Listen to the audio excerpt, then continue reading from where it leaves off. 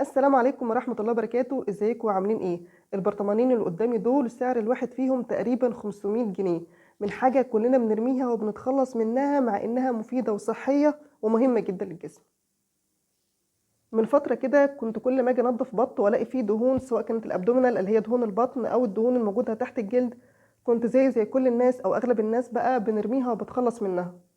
لحد ما في يوم من الايام وانا بعمل براوزنج كده او بتصفح الانترنت، لقيت قدامي الاعلان ده. شفت فيديوهات لشيفات اجانب بيستخدموا دهن البط ده في حاجات كتيره جدا، هقولها لكم ان شاء الله في نهايه الفيديو.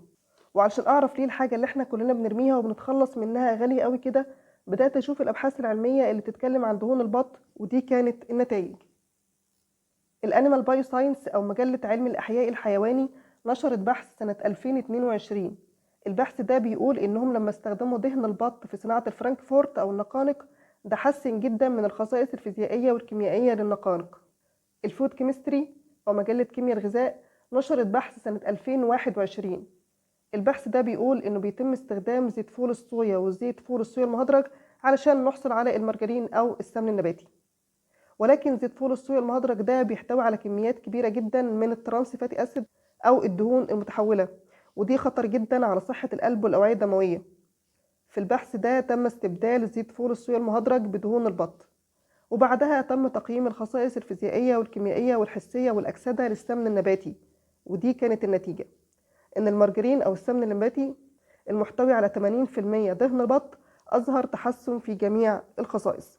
باختصار البحث ده بيقول إن هم استبدلوا زيت فول الصويا المهدرج الموجود في السمن النباتي بدهون بط، وده أدى إلى تحسن كبير جدا في خصائص السمن النباتي.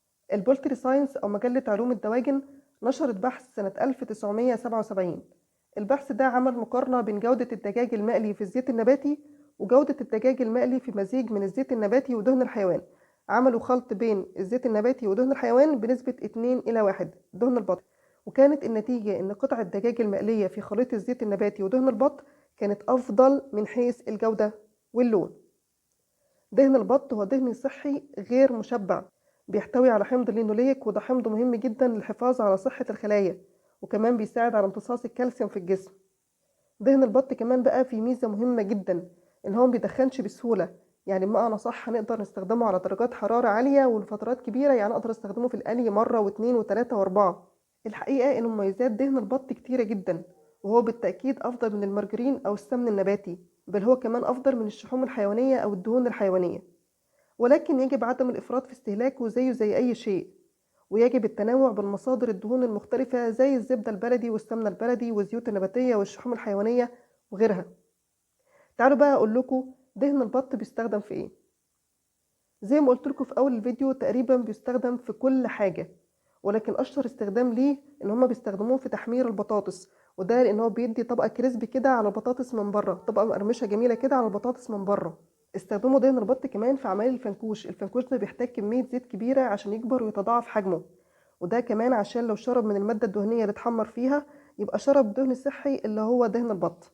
كمان استخدموه في عمايل الفشار، استبدلوا الزيت اللي بيحطوه بدهن بط، واستخدموه في حاجات كتيرة جدا زي عمايل الصلصة وتعصيج اللحمة وغيرها. ده الغريب بقى كمان انه بيستخدم في عمايل المعجنات والكرواسون، ويقال ان استخدام دهن البط في عمايل المعجنات بيدي العجين نعومة وطراوة. يعني بمعنى أصح أي حاجة بتستخدمي فيها دهون أو زيوت تقدري تستبدليها بكل أمان بدهن البط. أما الناس المتخوفة من إن دهن البط ممكن يكون ليه ريحة طاغية أو ريحة تغير من طعم الحاجة، بالعكس على فكرة هو ريحته هادية وريحة مقبولة وريحة لطيفة وجميلة جدا، ملهوش ريحة طاغية ولا حاجة، إلا إذا وحضرتك بتسيحيه أضفتي له نكهة أو ريحة مميزة، زي مثلا أضفتي له بعض قطع من الثوم فهيكون ريحته طبعا بريحة الثوم، وهكذا. الناس كمان المتخوفة من دهن البط وبتقول إن الدهون دي ممكن تكون مخزن للسموم وطبقيات الأدوية. الحقيقة إن البط من الطيور اللي ما شاء الله مناعتها عالية جدا، وبالتالي استخدام الأدوية والمضادات الحيوية فيها بيكون في أضيق الحدود. أما عن كيفية الحصول على دهن البط، فده وحضرتك بتنضفي البطة هتاخدي الدهون الموجودة في البطن والدهون بتاعة الجلد، وهتشطفيها شطفة كويسة وتغسليها غسلة كويسة، وبعد كده حضرتك هتبدأي تحطيها على نار هادية جدا.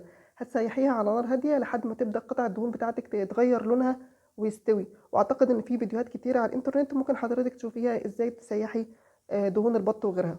بعد كده هتعبيها في برطمانات نظيفة معقمة محكمة الغلق، وهتبداي تحفظيها في باب التلاجة لمدة شهور حضرتك عملت كميات كبيرة من دهن البط وعايزة تحتفظي بيها لفترة صلاحية أطول، تقدري تحطيها في الفريزر وبعد كده تطلعيها تستخدميها بكل أمان وبكل سهولة. لو حضرتك عملتي زي ما قلنا وجيتي سيحتي الدهنة وفضيتيها في برطمانات وخزنتيها لفترة طويلة، وجيتي بعد شوية شفتي الدهنة دي فتحت عليها ولقيتي مثلا ان ريحتها مش مظبوطه او لونها في حاجه مش كويسه، يعني المفروض لما تفتحي عليها بيكون شكلها بالشكل ده، بيكون لونها لون متجانس تماما، مفيش على وشها اي بقع ولا بقعه خضراء ولا بقعه زرقاء ولا حمراء ولا بقعه من اي لون. لو جيتي شميتيها كده ولقيت ريحتها في ريحه زناخه، هتتخلصي من البرطمان بالكامل، وده معناه انك حضرتك كنت سايباه في درجه حراره المطبخ، ودرجه حراره المطبخ كان الجو فيها حر، فادى الى تزنخ او اكسده الدهنه، وبالتالي ريحه الزنخه اللي حضرتك شميتيها. طيب لو جيتي فتحتيه ولقيتي على السطح كده في بقعه لونها احمر او بقعه ازرق او بقعه اخضر ايا كان لونها، ده معناه ان حصل نمو بكتيري او بمعنى اصح نمو فطري في البرطمان ده. في حل من الاتنين لو لقيتي البقعه دي على السطح. الحل الاول عن طريق ان حضرتك بتقشطي الجزء اللي فيه البقعه ده وتتخلصي منه وبترميه، وده الحل الاول. اما الحل التاني هو الحل الافضل واللي انا شخصيا بميل اليه جدا، انك تتخلصي من البرطمان بالكامل، وده لان البرطمان معناه ان حصل فيه نمو فطري، والفطريات دي ممكن تكون افرزت سموم، وبالتالي البرطمان بالكامل هيكون فيه سموم فطريه. ايه هي العوامل اللي ممكن تكون ادت الى النمو الفطري او ان البرطمان بتاعك ده يفسد او يبوظ؟ اول حاجه ان ظروف تخزين غير جيده، ان حضرتك كنت حاطاه في درجه حراره المطبخ او في مكان بيتعرض للشمس والحراره. في درجه حراره المطبخ تخزين غير جيده والفتره طويله، يعني حضرتك كنت حاطاه في درجه حراره المطبخ والجو كان حر وصيف والفتره طويله. تاني حاجه ان البرطمان نفسه ما كانش نظيف او ما كانش معقم كفايه. تالت حاجه ان البرطمان كان فيه ميه، لو انت بتفضي فيه الدهنه بتاعتك كان فيه ميه وما نشفتهوش كويس. تالت حاجه انت وانت بتستهلكي بتاخدي بالمعلقه، كل مره تيجي تاخدي بالمعلقه المعلقه ما كانتش ناشفه والمعلقه كان فيها ميه او المعلقه كانت غير نظيفه. كمان وحضرتك بتفضي السمنه في البرطمان، ممكن يكون البرطمان كان طبعا معقم ونظيف وكل حاجه وبتستخدمي معلقه ناشفه، ولكن حضرتك جيتي صبيتي ولكن حضرتك صبيتي الدهنه وهي سخنه جدا، ورحتي قافله عليها بسرعه ورحتي جاري حطاها في التلاجة. طبعا ده غلط. الصح ان حضرتك بتفضي الدهنه في البرطمان وهي سخنه، وبعد كده بتقفلي عليها، وبعدين بتسيبيها لما تبرد خالص وتحطيها في التلاجة، او بتسيبيها لما تبرد وبعدين تقفلي عليها وبعدين تحطيها في التلاجة. ايا كان اللي حصل، لو لقيتي فيها نمو بكتيري او نمو فطري او وجود عفن على سطحها، بتتخلصي من البرطمان بالكامل. لو لقيتي ريحه الدهن مش كويسه، بتتخلصي من البرطمان بالكامل. وده كان فيديو النهارده كلمتكم فيه عن حاجه بنرميها وبنتخلص منها، رغم ان هي مفيده وصحيه جدا وبتتباع بره بعشرات الدولارات، وبتتباع في مصر باسعار غاليه جدا. المهم زي ما قلت لكم هو التنوع بالمصادر الدهون المختلفه، وعدم الاعتماد بشكل كلي على دهون البط او على نوع واحد من الدهون ايا كان نوعه. لو استفدتوا من الفيديو ما تنسوش لايك وشير الفيديو، فالدل على الخير كفاعله. ما تنسوش كمان تشتركوا القناه وتفعلوا زر الجرس عشان يوصلكوا كل جديد. لو عندكم اي استفسار او سؤال سيبوهولي في الكومنتات. شكرا على حسن استماعكم. وصلكم لنهايه الفيديو، اسيب لكم في نهايه الفيديو هنا في شاشه النهايه فيديوهات برضو شوفوها واتفرجوا عليها، وشكرا لكم والسلام عليكم ورحمه الله وبركاته.